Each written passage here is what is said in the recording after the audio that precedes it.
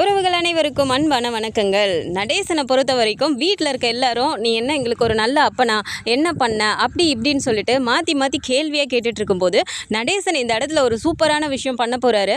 அதாவது நிலா சோழனை வந்துட்டு வானதி நீங்களாம் என்ன முறையாக கல்யாணம் பண்ணீங்க அப்படிங்கிற மாதிரி அந்த மாதிரி பேசுனதுக்காக இருக்கட்டும், அதே மாதிரி பாண்டிய வேணான்னு சொல்லிட்டு இன்னொரு கல்யாணம் நான் பண்ண போகிறேன், வேறு மாப்பிள்ளை பார்க்க சொல்லியிருக்கேன் அப்படின்னு சொல்லிட்டு பாண்டியை உதறி தள்ளிட்டு அந்த மாதிரி பேசினதுக்காக இருக்கட்டும் சரி, வானதிக்கு சூப்பரான ஒரு பதிலடியை கொடுக்க போகிறாரு. இதை பார்த்த மொத்த குடும்பமே வாயடிச்சு நிற்க போகிறாங்க. ஸோ இப்படி கதைகளும் வந்தால் நல்லா இருக்கும்னு நினச்சிங்கன்னா மறக்காமல் இந்த வீடியோக்கு ஒரு லைக்கை மட்டும் கொடுத்துருங்க.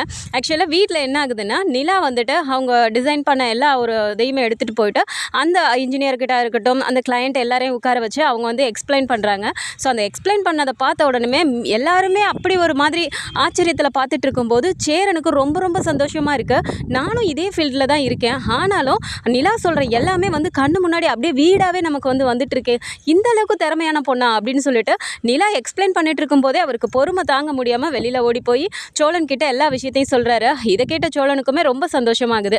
ஸோ அந்த கான்ட்ராக்ட் அப்படிங்கிறது நிலாவுக்கு 100% கிடச்சிருச்சுடா அப்படிங்கிற மாதிரி சந்தோஷமாக இருக்குது. ஸோ வீட்டுக்கு வராங்க. வீட்டுக்கு வந்தால் என்ன ஆகுதுன்னா, பல்லவன் இப்போ சொல்கிறாரு, அண்ணி என்னன்னு தெரில, ஏதோ 30 எள்ளு 3 எள்ளுன்னெலாம் ஏதோ பேசிகிட்டு இருக்காரு நீ அப்படிங்கிறாங்க.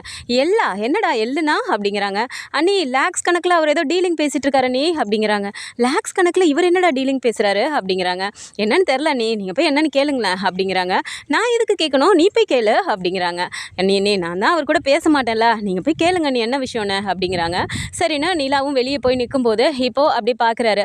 என்ன அப்படிங்கிறாங்க. ஒன்றும் இல்லையே அப்படிங்கும்போது, பிஸ்கெட் சாப்பிட்றியா அப்படின்னு சொல்லிட்டு கையில் வச்சுருந்த பிஸ்கெட்டை நிலா கிட்ட கொடுக்குறாங்க. சரின்னு நிலாவும் வாங்கி அப்படியே பக்கத்தில் உட்கார்ற மாதிரி உட்காந்துட்டு, என்ன ஏதோ எள்ளுலாம் ஃபோனில் பேசிகிட்டு இருந்தீங்க அப்படிங்கிறாங்க. ஆமாம் பேசிகிட்டு இருந்தேன். யார் அந்த பல்லவன் சொன்னான் நான் போங்கிட்ட அப்படிங்கிறாங்க. ஆமாம் அவன் தான் சொன்னான், அவன் தான் கேட்க சொன்னான் அப்படிங்கிறாங்க. அதானே தவிர நான் பேசுகிறது எல்லாத்தையும் கேட்பாரு, ஆனால் என்கிட்ட மட்டும் பேச மாட்டார் அப்படிங்கிறாங்க. சரி அதை விடுங்க அங்கிள், என்ன அப்படி பெரிய டீலிங், அதுவும் லேக்ஸ் கணக்கில் அப்படிங்கிறாங்க. அது என்னவா இருந்தால் உனக்கு என்ன, இவனுங்க தான் எப்போ பாரு நான் ஏதோ ஒரு நல்ல அப்பாவா இல்லை அப்படி இப்படிங்கிறானுங்கள்ல, நான் ஏதாவது ஒன்று பண்ண தான் போகிறேன் அப்படிங்கிறாங்க. அங்கிள் என்ன பண்ண போகிறீங்க, அதையாவது சொல்லலாம்ல அப்படிங்கிறாங்க.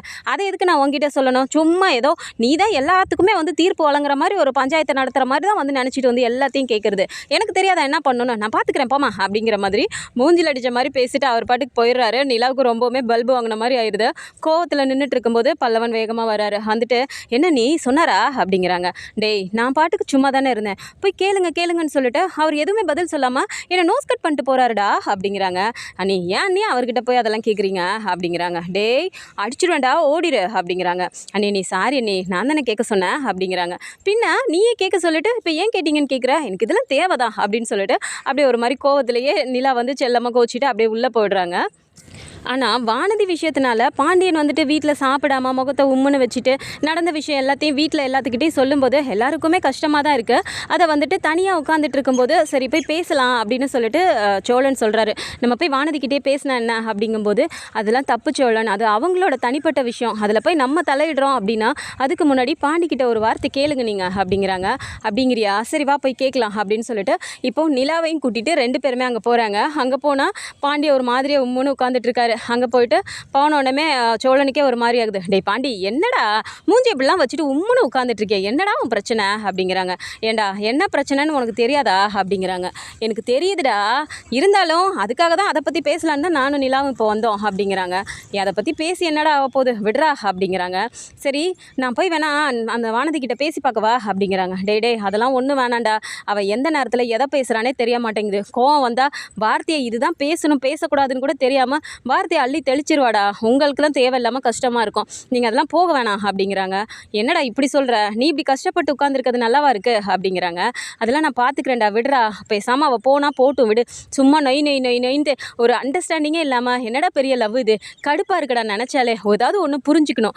இப்போது ஒரு ஃபோனை கண்டினியூவாக பண்ணிகிட்டே இருக்கோன்னு வச்சுக்கவேன், ஃபோன் எடுக்கலைன்னா என்ன அர்த்தம், வேணும்னு யாராவது அவாய்ட் பண்ணுவாங்களா, ஏதோ வேலை இருக்குது சரி அப்புறமா பார்த்துட்டு கூப்பிடுவாங்கன்னா அந்த ஒரு புரிஞ்சுக்கிறது கூடவா இருக்காது, எப்போ பாரு நான் உனக்கு இத்தனை ஃபோன் அடிச்சு அடித்தேன், அத்தனை ஃபோன் அடித்தேன், ஏன் எடுக்கல, இப்படி போட்டு டார்ச்சர் பண்ணுறாடா, எனக்கு அதெல்லாம் சத்தியமாக முடியல, போனால் போட்டும் விடு அப்படிங்கிறாங்க.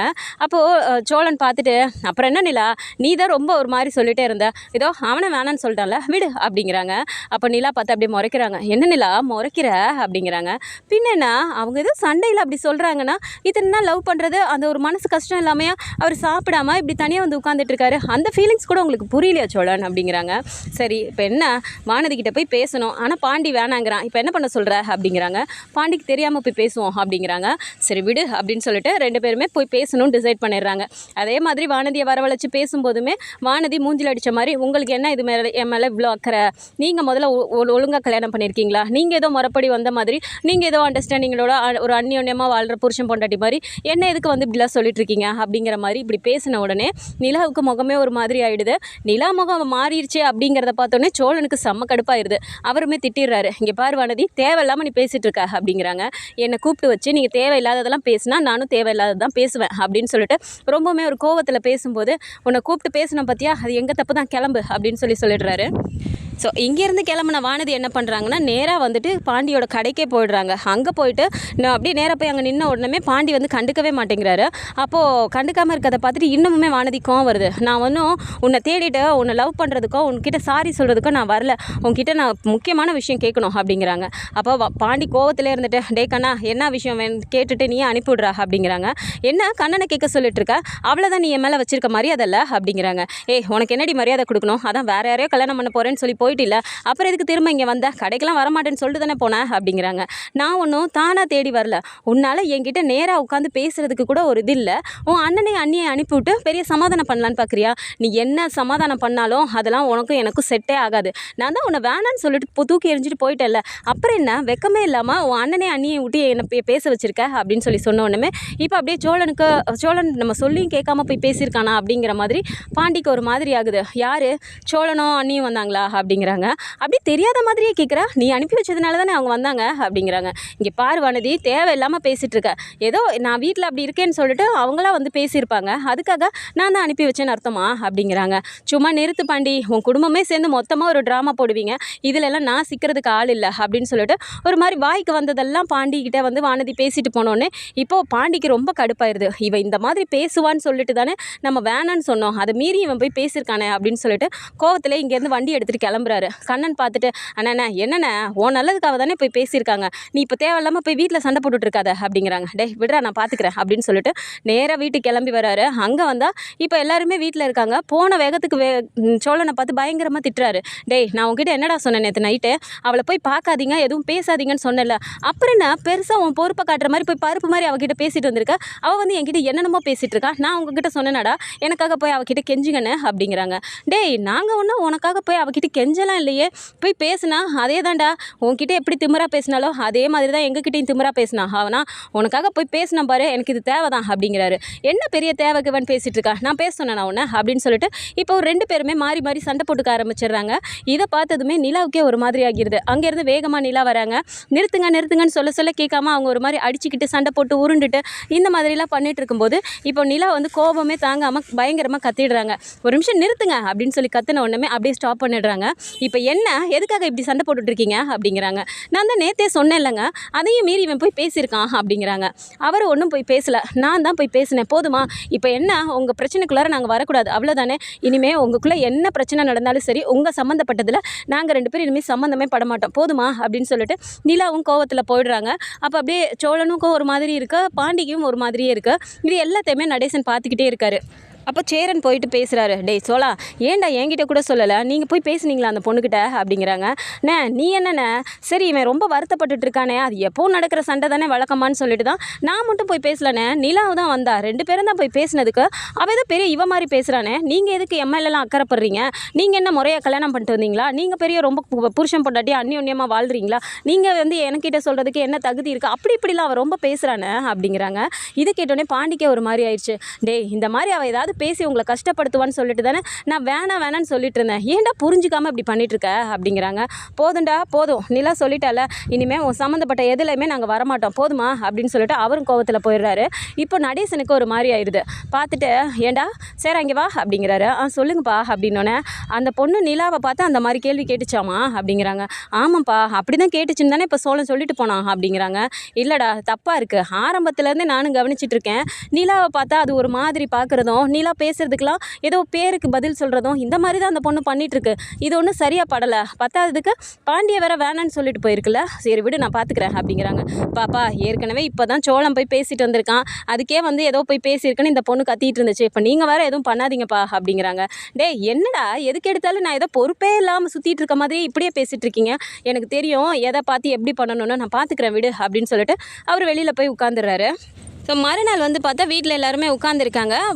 நடேசன் அங்கேருந்து வராரு. வரும்போது கூடவே வானதியுமே கூட்டிகிட்டே வராரு. வீட்டுக்கு வந்ததுமே பார்த்தா நடேசன் வந்து சைக்கிளை நிப்பாட்டிட்டு வா உள்ள உங்ககிட்ட பேசணும் அப்படிங்கிறாங்க. என்ன பேசுகிறதா இருந்தாலும் அங்கேயே பேச வேண்டியதானே, எதுக்கு இப்போ என்னை வீட்டுக்கு கூப்பிட்டு வந்தீங்க அப்படிங்கிறாங்க. நீ வா உங்ககிட்ட பேசணும்னு சொல்கிறேன்ல, ரோட்டில் வச்சு பேசுகிற விஷயம் இல்லை, நீ வா. சும்மா வாயாமல் அத்தனை வாட்டி நாங்கள் ஏன் வந்தேன்னு கேட்க சும்மா என் வீட்டுக்கு வந்துகிட்டே இருந்தேன், இப்போ நானே வான்னு கூப்பிட்றேன், ஒரு வாட்டி வந்துட்டு போமா, இனிமேல் ஒன்றெல்லாம் கூப்பிட மாட்டேன் அப்படிங்கிறாரு. அப்படியே வானதி பார்த்துட்டு முறைச்சிட்டே நிற்கிறாங்க. வா அப்படின்னு சொல்லிட்டு இவர் உள்ளே போயிடுறாரு. ஆனால் வானதி உள்ளே வராமல் வெளியிலவே நின்றுட்டு இருக்காங்க. அப்போ வந்து சோழன் இப்படி எதேச்சியாக வந்து பார்க்குறவரை வானதி நிற்கிறத பார்த்துடுறாங்க. பார்த்துட்டு நிலா அங்கே பாரு வானதி வந்து நிற்குது அப்படிங்கிறாங்க. வானதியா அப்படின்னு சொல்லிட்டு எல்லாருமே வந்து இப்படி எட்டி பார்க்குறாங்க. ஆனால் பாண்டிக்கு சரியான கோவம் வந்துடுது. நேராக வெளியில் போயிட்டு என்னடி இப்போ எதுக்கு நீ வீடு வரைக்கும் வந்த, அதான் அங்கேயே வந்து என்னை பார்த்து அந்த பேச்சு பேசிட்டு போனில, இப்போ எதுக்கு நீ இங்கே வந்த அப்படிங்கிறாங்க. இங்கே பாரு பாண்டி, உன்னை பார்க்குறதுக்கோ இல்லை உன் வீட்டில் இருக்க எல்லாருக்கிட்டையும் பேசிட்டு போகிறதுக்கோ உன் வீட்டில் உட்காந்து சாப்பிட்றதுக்கோ ஒன்றும் நான் வரல, உன் அப்பா தான் என்னை கூப்பிட்டு வந்தார் அப்படிங்கிறாங்க. ஏன் அப்பா கூப்பிட்டு வந்தாரா அப்படின்னு சொல்லிட்டு இப்படி பார்த்துட்டு என்னென்ன அப்படிங்கிறாங்க. தெரியலையேடா அப்படின்ட்டு சேரனுமே இப்படி திரும்பி பார்க்குறாரு. நடேசன் அங்கேருந்து உள்ளேருந்து வந்துட்டு என்ன நீ உள்ளே வரலையா அப்படிங்கிறாரு. அப்போ பார்த்துட்டு பாப்பா எதுக்கு பாப்பா வானதியை வீட்டுக்கு கூப்பிட்டு வந்தீங்க அப்படிங்கிறாங்க. டேய் காரணம் இல்லாமலாம் நான் எதுவும் பண்ணலை, ரோட்டில் வச்சு பேசுகிற விஷயம்லாம் இல்லை அந்த பொண்ணு வீட்டுக்கு தான் போய் பேச முடியுமா, அதனால தான் நான் வீட்டுக்கு வான்னு கூட்டிகிட்டு வந்தேன் அப்படின்னு சொல்லிட்டு, இங்கே வாமா நீ முதல்ல உள்ள அப்படின்னு சொல்லிட்டு வானதியை கையை பிடிச்சி உள்ளார கூட்டிகிட்டு போகிறாரு. எல்லாருமே வந்து அப்படியே ஒரு மாதிரி பார்த்துட்டே நிற்கிறாங்க. அப்போது அப்படியே எல்லாருமே நின்றுட்டே இருக்கும்போது சோழன் பார்க்குறாரு. இப்போ எதுக்கு அவளை இங்கே கூப்பிட்டு வந்தீங்க, எல்லாரும் நிற்க வச்சு வேடிக்கை பார்க்குறதுக்கா அப்படிங்கிறாங்க.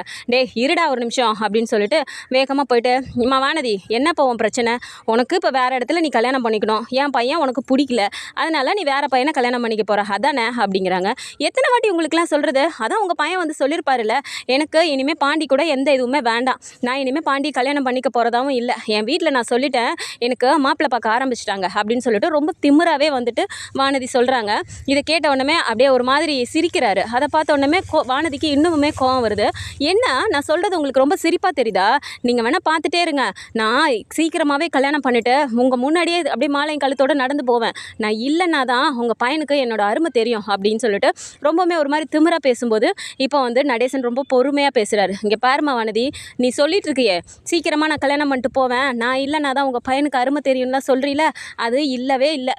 நீ பேசுகிற பேச்சுக்கெலாம் எவனும் உன் கூட ஒரு நாள் இருந்து வாழ மாட்டான். என் பையனாக இருக்கிறதுனால நீ என்ன பேசினாலும் சரி, என்ன கருமத்தை நீ சமைச்சு போட்டாலும் சரி, அதை நல்லா இருக்குன்னு வேற சொல்லிட்டு சாப்பிட முடியாமல் இருந்தாலும் உன் மனசு கஷ்டப்படக்கூடாதுன்னு சொல்லிட்டு தான் இவங்க 2 பேரும் உட்காந்து சாப்பிட்டானுங்க. நான் கூட எனக்கு வேணாம் அப்படின்னு சொல்லிட்டு நான் வெளியில் போய் சாப்பிட்டுக்கிறேன்னு சொல்லி போயிட்டேன். ஆனாலும் நைட்டு வேறு வழி இல்லாமல் டேஸ்ட் பார்க்கலாமேன்னு வாயில் வச்சு திண்டத்துக்கே எனக்கு என்னென்னமோ பண்ணிடுச்சு. அவனுங்க அதையும் பொறுத்துட்டு தான் சாப்பிட்டானுங்க. ஆனால் நீ இப்போ சொல்லிட்டு இருக்க பற்றியா, அந்த இது தப்பு. என் பையனை விட உனக்கு வேறு எவனும் கிடைக்க மாட்டான். அப்படி ஒரு பொறுப்பாக அந்த மாதிரி ஒரு பையன் உனக்கு கிடைக்கணும் அப்படின்னா இந்த ஜென்மத்தில் உனக்கு கல்யாணமே ஆகாது. அப்படியே கல்யாணம் நடந்தாலும் என் பையன் பார்த்துக்கிற மாதிரிலாம் உன்னை பார்த்துக்க மாட்டான். நீ ஏதோ பெருசாக சொல்லிட்டு இருக்கில்ல, நீ இப்போ யாரை வேணால் கல்யாணம் பண்ணிக்க, உங்ககிட்ட வந்துட்டு என் பையனை கல்யாணம் பண்ணிக்கன்னு கெஞ்சுறதுக்காகலாம் உன்னை நான் இப்போ இங்கே கூப்பிடல. நீ வேற யாராவது கல்யாணம் பண்ணிட்டு போனீன்னா இழப்பு உனக்கு தான், அது என் பையனுக்கு கிடையாது அப்படின்னு சொல்கிறாரு. அப்போ அப்படியே வானதிக்கு கோவமாக வருது. இப்போ என்ன இதை சொல்கிறதுக்கு தான் என்னை கூப்பிட்டீங்களா அப்படிங்கிறாங்க. அப்போ நிலாவும் பார்த்துட்டு அங்கிள் ஏற்கனவே பிரச்சனையாக போயிட்டுருக்கு, இதில் இப்படி வீட்டில் கூப்பிட்டு வந்து வேற பேசணுமா அப்படிங்கிறாங்க. நீ ஒரு நிமிஷம் இருமா நிலா, நான் ஆரம்பத்துலேருந்தே பார்த்துட்ருக்கேன், இந்த பொண்ணு வீட்டுக்கு வரப்பெல்லாம் சரி, நீ ஏதாவது ஒன்று பண்ணணும் அப்படின்னாலே, நீ பண்ணினாலே அதுக்கு அப்படியே உடனே ஏதாவது ஒன்று பண்ணணும் அப்படிங்கிற மாதிரி ஒன்று பண்ணிகிட்டு இருக்குது, உன்னை கொஞ்சம் கூட மதிக்கவே மாட்டேங்குது. ஆமாம் நீ என்ன சொன்ன நிலாவை பற்றி, அவங்க ஏதோ முறப்படி கல்யாணம் பண்ணிக்கிட்டு வந்தாங்களா, அவங்க புருஷன் பொண்டாட்டியாக வாழ்கிறாங்களான்னு தானே நீ கேட்ட, இவங்களை பற்றி உனக்கு என்ன தெரியும், அவங்க கல்யாணம் வேணால் அந்த மாதிரி நடந்துக்கலாம், ஆனால் ஊரறிய வரவேற்பு நடத்தினவன் நான், அது முறப்படி நடந்தது தான். ஊரை பொறுத்த வரைக்கும் அவங்க புருஷன் புருஷன் பொண்டாட்டி தான். யாரும் பார்த்துட்டு நிலாவை சோழனோட பொண்டாட்டின்னு தான் சொல்லுவாங்களே தவிர அந்த பொண்ணு ஏதோ இந்த வீட்டில் வந்து சும்மா இருக்குன்னு யாரும் சொல்ல மாட்டாங்க. அப்படி ஒரு உறவு இருக்கும்போதே நீ எப்படி முறையாக கல்யாணம் பண்ணியான்னு நீ கேட்ப, அதுவே முதல்ல தப்பு. இதில் புருஷன் பொண்டாட்டியா அந்யோன்யமாக வாழ்கிறீங்களான்லாம் வேற பேசியிருக்க. அதுக்கெல்லாம் என்ன அர்த்தம்னு உனக்கு தெரியுமா? என்ன பிரச்சனை வந்தாலும் புருஷனுக்கு ஒன்றுனா பொண்டாட்டியும், பொண்டாட்டிக்கு ஒன்றுனா புருஷனும் ஒன்றா நிற்கிறாங்க பார்த்தியா? அதுக்கு பேர் தான் ஒழுங்காக அவங்களுக்கு அவங்க புரிஞ்சிக்கிட்டு வாழ்கிற, அதுக்கு பேர் தான்மா லவ்வு. என்ன தான் இவங்க 2 பேரும் வெளியில் நீ நினைக்கிற மாதிரி அவங்க ஒரு இடத்துல இவன் ஒரு இடத்துலன்னு சொல்லி இருந்தாலும் அவங்க 2 பேரும் மனசும் ஒத்து போயிடுச்சு எப்பயோ. இப்போ என்ன உனக்கு? அவங்க 2 பேரும் சேர்ந்து வாழலை, புருஷன் பொண்டாட்டியாக நடிக்கிறாங்கன்னு தானே நீ நினச்சிட்டு இருக்க. அதுதான் இல்லை. இந்த வீட்டை பொறுத்த வரைக்கும் அவன் நல்ல மருமகளாக இருக்கா. சோழனை பொறுத்த வரைக்கும் அவன் நல்ல பொண்டாட்டியாக இருக்கா. எங்கள் எல்லாருக்குமே ஒரு நல்ல பொண்ணாக இந்த வீட்டில் எங்கள் எல்லாருக்கும் என்னென்ன தேவைங்கிறத பார்த்து பார்த்து செஞ்சிட்ருக்கா. இதை விட வேறு என்ன வேணும் அப்படின்னு சொல்லிட்டு அப்படி நிலாவை வந்து இப்போயும் தூக்கி வச்சு பேசும்போது வானதிக்கு இன்னமுமே கோவம் வருது. இங்கே பாருங்க அங்கிள், நீங்கள் தேவையில்லாமல் பேசிகிட்டு இருக்கீங்க. இப்போ உங்கள் குடும்பத்தோட அந்த பெருமையெல்லாம் பேசுகிறதுக்கு தான் எனக்கு கூப்பிட்டீங்களா அப்படிங்கிறாங்க. ஏம்மா நீ பெருமையாக பேசுகிறேன்னு நீ சொல்கிற, ஆனால் நான் பெருமையாக சொல்லலைம்மா. இதுதான் இந்த குடும்பத்தில் நடந்துகிட்ருக்கு. இப்போ என்ன உனக்கு? அவங்க 2 பேரும் வந்துட்டு டைவர்ஸ் அப்ளை பண்ணியிருக்காங்க, அவங்க சேர்ந்து வாழ மாட்டாங்கன்னு தானே நீ சொல்லிட்டு இருக்க. இதை பார், அடுத்த வாரத்திலேயே அவங்களுக்கு இன்னும் ஒரு 2-3 நாள்லேயே வருது டைவர்ஸ், வந்து இந்த கடைசி இது வருது. நீ வேணால் பாரு, அங்கே கோர்ட்டுக்கு போயிட்டு அவங்க 2 பேரும் எங்களுக்கு இந்த டைவர்ஸில் விருப்பம் இல்லைன்னு சொல்லிட்டு இதே வீட்டில் அவங்க வந்துட்டு ஒரே புருஷன் பொண்டாட்டியாக நல்லா வாழத்தான் போகிறாங்க. பாண்டிக்கு கல்யாணம் பண்ணும்போது அண்ணனும் அண்ணியுமா நின்று அவங்கள ஆசீர்வாதம் பண்ண தான் போகிறாங்க. நீ வேணால் எழுதி வச்சுக்க. நீ பாண்டியை வேணான்னு சொல்லிட்டு போனீன்னா இழப்பு உனக்கு தான், அது அவனுக்கு இல்லை அப்படின்னு சொல்லிட்டு அப்படியே ஒரு மாதிரி சொல்லிட்டு இதை சொல்கிறதுக்காக தான் கூப்பிட்டேன், நீ கிளம்பு அப்படின்னு சொல்லிட்டு ஒரு மாதிரி சொல்லிடுறாரு. வானதிக்கு எல்லார் முகத்தையும் அப்படியே பார்க்குறாங்க, ஒரு மாதிரி ஆகிப்போயிடுது. அப்படியே விறுவிறுன்னு கிளம்பி அவங்க வெளியே போயிடுறாங்க. அப்போ பாண்டி அப்படியே பார்த்துட்டு, டே என்னடா இப்படிலாம் பேசிட்டாரு அப்படின்னு சொல்லி சோழங்கிட்ட சொல்கிறாரு. சோழன் அப்படியே ஒரு மாதிரி சிரிச்சுக்கிட்டே நிற்கிறாரு. டே என்னடா நான் பாட்டு பேசிகிட்டே இருக்கேன், நீ சிரிச்சிட்டே இருக்க அப்படிங்கிறாங்க. டேய் அவர் ஒரு விஷயம் சொன்னார் கேட்டியாடா? நிலாவும் நானும் போயிட்டு டைவர்ஸ் வேணான்னு சொல்லிட்டு நாங்கள் 2 பேரும் இதே வீட்டில் சேர்ந்து வாழ போகிறோன்னு அவர் சொல்கிறாரு. அதுக்கு நிலா எதுவுமே சொல்லலை பாடுறா. அப்படின்னா நிலாவுக்கும் அதில் சம்மதம் தானே அர்த்தம் அப்படிங்கிறாங்க. அப்போ பல்லவன் அப்படியே பார்க்குறாரு. ஏன்னா எவ்வளோ பெரிய பிரச்சனை போனாலும் உனக்கு உன் பிரச்சனை தான் முக்கியம் அப்படி தானே அப்படின்னு சொல்லிட்டு சிரிச்சுக்கிட்டே சொல்கிறாரு. பின்ன இல்லையாடா அப்படின்னு சொல்லும்போது பாண்டி அப்படியே முறைச்சிட்டே நிற்கிறாரு. டே இல்லைடா, அந்த விஷயத்தையும் அப்படியே நான் சொல்லணும்ல, அதுக்காக சொன்னேன். இப்போ பாருடா அவர் சூப்பராக சொன்னார் பத்தியா, நான் கூட என்னமோன்னு நினச்சேன், ஆனால் வீட்டுக்கே கூப்பிட்டு வந்து தரமான பதிலடி கொடுத்தாருடா. இப்போ பாரு வானதி, இப்போ போய் வீட்டில் உட்காந்து யோசிப்பா, அவர் சொன்னது எல்லாத்தையும் யோசிச்சுட்டு ஆட்டோமேட்டிக்காக அவள் உங்ககிட்ட வராளா இல்லையான்னு மட்டும் பாரு அப்படிங்கிறாங்க. பாண்டி அப்படியே ஒரு மாதிரி யோசிச்சுட்டே உட்கார்றாரு. சேரன் போயிட்டு, டேய் நீ அதெல்லாம் வருத்தப்படாதடா பாண்டி, அப்படியெல்லாம் வானதி வந்து வேறு யாரையும் போய் கல்யாணம் பண்ணிக்காது, எப்படியா இருந்தாலும் அது வரும்டா, கவலைப்படாதடா அப்படிங்கிற மாதிரி சொல்கிறாரு. இப்போ நடேசனுமே பார்க்குறாரு. டே என்னடா இன்னும் அவன் பார்த்துட்டு அப்படியே உட்காந்துருக்கீங்க, போங்க போய் அவன் வேலையை பாருங்க அப்படிங்கிறாங்க. அப்போ நிலா அப்படியே வெளியில் போகிறாங்க. போயிட்டு அங்கிள் அப்படிங்கிறாங்க. சொல்லுமா என்னம்மா, நீ ஏதாவது என்கிட்ட பேச போறியாப்ப அப்படிங்கிறாங்க. பேச போறியாவா? என்ன விஷயம் நீங்கள் பண்ணிட்டீங்கப்போ அப்படிங்கிறாங்க. என்ன இப்படி கேட்டுட்ருக்க? இவ்வளோ நேரம் நான் பேசின எல்லாத்தையும் நீ பார்த்துட்டு தானே இருந்த அப்படிங்கிறாங்க. அதெல்லாம் சரி, நாங்கள் என்னமோ கோர்ட்டுக்கு போவோம், டைவர்ஸ் வேணான்னு சொல்லிட்டு வருவோம், இதே வீட்டில் நாங்கள் நல்லா வாழுவோம், அப்படி இப்படிலாம் நீங்கள் பாட்டுக்கு அடிச்சு விடுறீங்க அப்படிங்கிறாங்க. என்னது அடிச்சு விடுறேனா? ஏம்மா இதாம்மா நடக்க போகுது, நீ வேணால் எழுதி வச்சுக்க. நீ என்ன தான் வாயால் அப்படி சொன்னாலும் கோர்ட்டுக்கு போயிட்டு நீ டைவர்ஸ் வேணான்னு சொல்லிட்டு தான் வரப்போகிற, நீ வேணால் பார்த்துட்டேறேன் அப்படிங்கிறாரு. அவ்வளோ நம்பிக்கையா உங்களுக்கு அப்படின்னு சொல்லிட்டு நிலா கேட்குறாங்க. பின்ன என்னம்மா எனக்கு தெரியுமா அப்படிங்கிறாரு. அப்போ நிலா சிரிச்சிட்டே உள்ளே போயிடுறாங்க. ஸோ வானதி பேசின பேச்சுக்கு வந்துட்டு நடேசன் தரமான பதிலடியை இந்த மாதிரி கொடுத்தாருன்னா நல்லாயிருக்கும். இந்த மாதிரியான கதைக்களம் வந்தால் நல்லாயிருக்கும்னு நினச்சிங்கன்னா மறக்காமல் நம்மளோட சேனலை சப்ஸ்கிரைப் பண்ணிக்கோங்க. அண்ட் வீடியோ பிடிச்சிருக்கு அப்படின்னா சின்னது லைக்கை மட்டும் கொடுத்துருங்க. தேங்க்ஸ் ஃபார் வாட்சிங்.